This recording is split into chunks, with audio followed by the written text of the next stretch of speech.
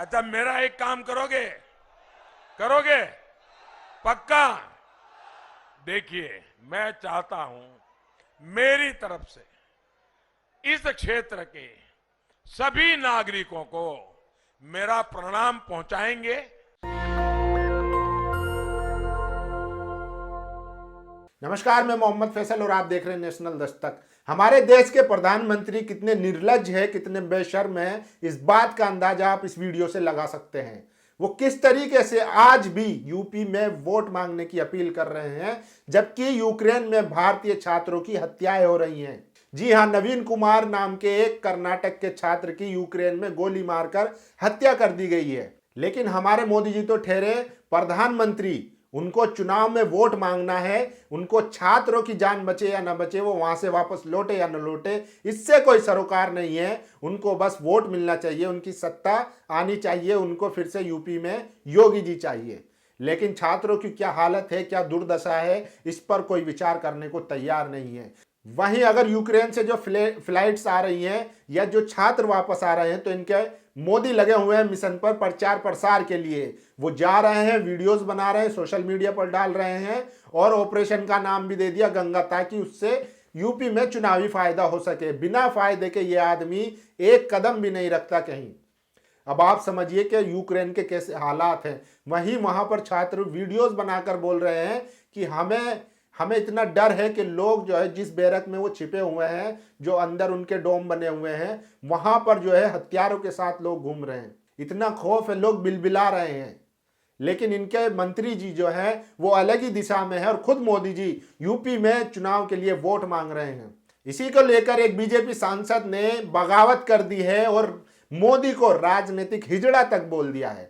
हालांकि उनको इस शब्द से बचना चाहिए था, क्योंकि इस तरीके के शब्द जो है वो किसी की कमजोरी नहीं है। क्योंकि जो ये समुदाय है, जो ट्रांसजेंडर है, उनका भी एक अपना सम्मान है, उनकी भी एक प्रतिष्ठा है। लेकिन भी ठहरे बीजेपी वाले संघ से निकले हुए लोग तो इसी तरह की भाषा का इस्तेमाल करते हैं। तो वो सांसद कौन है जिन्होंने मोदी जी को हिजड़ा बोला है, वो भी बताऊंगा। लेकिन उससे पहले ये समझिए कि जब यूक्रेन में एक भारतीय छात्र की हत्या हो रही थी, तो उस वक्त हमारे प्रधानमंत्री यूपी में वोट मांग रहे थे। ये देखिए, राजदीप सिंह सरजेवाला है, उन्होंने लिखा है, मोदी जी, आपकी सरकार की संवेदन शून्यता के कारण कर्नाटक के जिस परिवार ने अपने बच्चे को खो दिया, उन्हें क्या कहेंगे। यूक्रेन रशिया वॉर के बीच 20,000 भारतीय छात्रों की जिंदगी हर पल खतरे में है और आप ये सब करने में जुटे हैं। हजारों बच्चों को सुरक्षित लाने की जिम्मेदारी किसकी है, बताइए। लेकिन नहीं बताएंगे। अब ये दो ट्वीट देखिए, आज तक का ट्वीट है, उन्होंने ट्वीट करके जानकारी दी थी,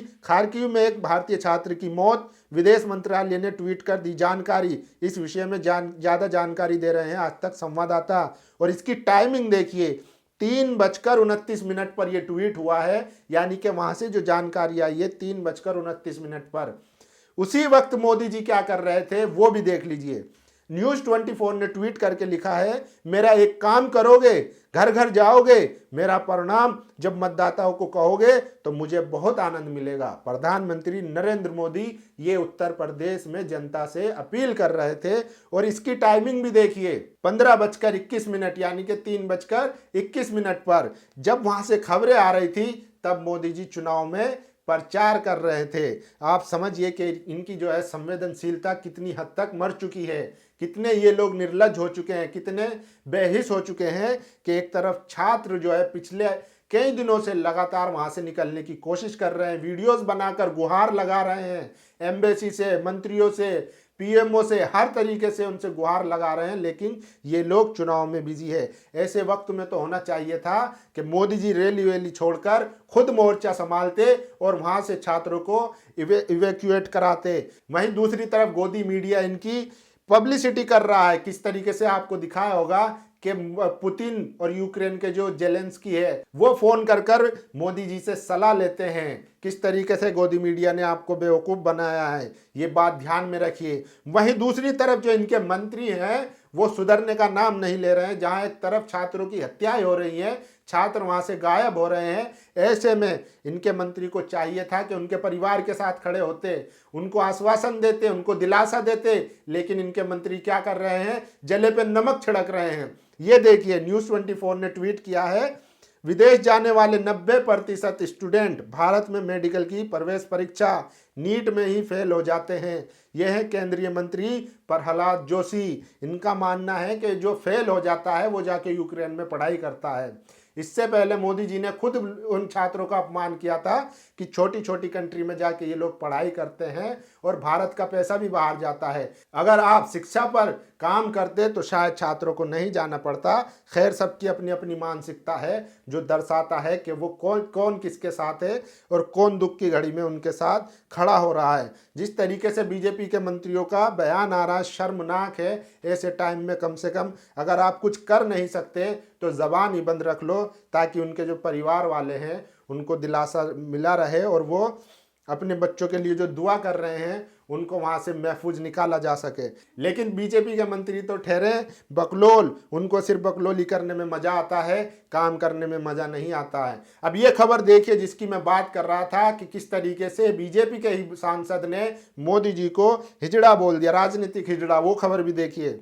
ये देखिए, सुब्रमण्यम स्वामी है, उन्होंने ट्वीट करके लिखा था, now that it is clear that what Russia has done in Ukraine violets BRICS resolution in Delhi declaration of last year. Will Modi have the guts to tell Putin to back off? इन्होंने साफ साफ tweet किया है कि Russia जो Ukraine में कर रहा है या किया है, वो उसने पिछले साल जो दिल्ली में ब्रिक्स की जो मुआहदे हुए थे वो तोड़ दिए, उल्लंघन किया है उनका। तो क्या मोदी में इतनी हिम्मत है कि वो उनको कहे कि आप वापस जाओ, या उनको रोकने की हिम्मत है? ये सवाल उठाया था सुब्रमण्यम स्वामी ने।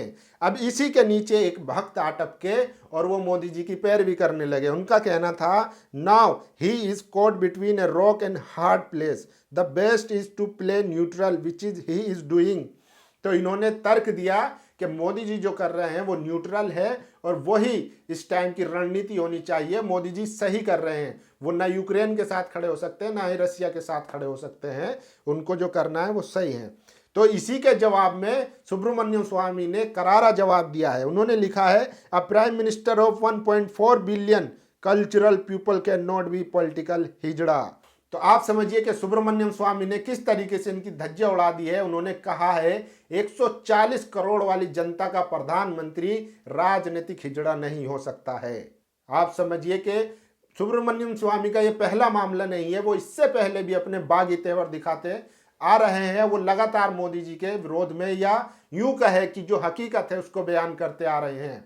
तो इस बार भी उन्होंने बड़ा बयान दिया है और ये बयान जो है, जिस तरीके का इन्होंने अल्फाज इस्तेमाल किया है उसकी निंदा होनी चाहिए, क्योंकि इस तरीके के अल्फाज किसी की कमजोरी की अलामत नहीं है। लेकिन अगर आप फर्ज कीजिए यही बयान या इसी तरीके का अल्फाज कोई विपक्षी नेता या बहुजन नेता या कोई मुस्लिम नेता दे देता, फिर आप सोचिए क्या आफत आती, कैसी आफत टूटती। ये गोदी मीडिया पूरी दुनिया को सर पे उठा लेता और उनका जो है, जो यूक्रेन में जो भारत सरकार की गलती है, वो सारी गलतियों का दोष उन नेताओं पर मढ़ दिया जाता कि देखिए किस तरीके से जो अंदर बैठे हैं उनको पहचानिए। लेकिन इसकी इस ट्वीट की, इस बयान की खबर तक नहीं बनी। सुब्रमण्यम स्वामी ने इतना बड़ा बयान दिया है, इसकी खबर तक नहीं बनी है। इन्होंने एक आर्टिकल भी लिखा है जिसमें भारतीय इंटरेस्ट को और जो यूक्रेन में युद्ध चल रहा है उस पर भी चर्चा की है और मोदी सरकार को घेरा है। द हिंदू में इन्होंने बड़ा लेख लिखा है जिसमें इन्होंने सवालात उठाए हैं कि किस तरीके से मोदी जी की जो है कूटनीति, विदेश नीति जो है फैल रही है। अब आप समझिए, लेकिन गोदी मीडिया इस पे सवाल नहीं करेगा। दूसरी तरफ भक्त लोग कह रहे हैं कि अगर वहां पर भारतीय लोग अपनी गाड़ी पर तिरंगा चढ़ाकर निकल गए रोड पे, तो वहां पर रूसी और यूक्रेन की जो सेना है वो इनको बाइज्जत बॉर्डर पार करवा रही है या बाइज्जत उनको घर छोड़ रही है। जबकि हालात अलग है। वहां से जो वीडियोज आ रहे हैं, -4 डिग्री में लोग, बर्फ पड़ रही है, लोग खड़े हुए हैं और वहां पर मारा भी जा रहा है। एक बॉर्डर के पास की वीडियोज आई थी जिसमें वहां की जो आर्मी है वो छात्रों पर वो बट्स मार रही थी जो उनके हाथ में हथियार थे, उनको धक्का मुक्की दिया जा रहा था। वहीं लगातार जो छात्र छिपे हुए हैं वो लगातार वीडियो बनाकर गुहार लगा रहे हैं, रो रहे हैं वो कि हमें किसी भी तरीके से बचा लो। लेकिन मोदी सरकार जो है वो चुनाव में व्यस्त है। मोदी जी खुद यूपी में घर घर जाकर जनता से आह्वान कर रहे हैं कि मेरा पैगाम पहुंचा दो। वो यूपी में जनता से अपील कर रहे हैं कि घर घर जाकर मेरा पैगाम पहुंचा दो और मतदाताओं से कह दो जो मैंने आज यहाँ कहा है, इससे मुझे आनंद मिलेगा। आप इस आदमी की निर्लज्जता देखिए कि एक तरफ भारतीय छात्र जो है यूक्रेन में मरने को मजबूर है और ये यूपी में चुनाव में वोट मांग रहे हैं। तो ये बड़ी खबर थी कि सुब्रमण्यम स्वामी ने बड़ा बयान दिया है और मोदी को किस तरीके से उन्होंने अपशब्द कहे हैं और किस तरीके से इनकी जो कार्यशैली है, विदेश नीति है, उस पर सवाल उठाए हैं। वहीं दूसरी तरफ जो यूक्रेन में छात्र बेहाल हैं, मदद की गुहार लगा रहे हैं, वहीं हमारे देश के प्रधानमंत्री यूपी में वोट मांग रहे हैं। तो ये बड़ी खबर थी। इस वीडियो पर आपकी क्या राय है, आप अपनी राय जरूर दीजिए। शुक्रिया। नेशनल दस्तक की आपसे गुजारिश है कि अगर इसको बचाना चाहते हैं तो नेशनल दस्तक को सब्सक्राइब करने के लिए रेड कलर के सब्सक्राइब बटन को दबाएं, फिर बेल आइकन की घंटी दबाएं। नेशनल दस्तक को बचाने के लिए बहुत जरूरी है कि हर खबर को शेयर करें, लाइक करें, कमेंट जरूर करें।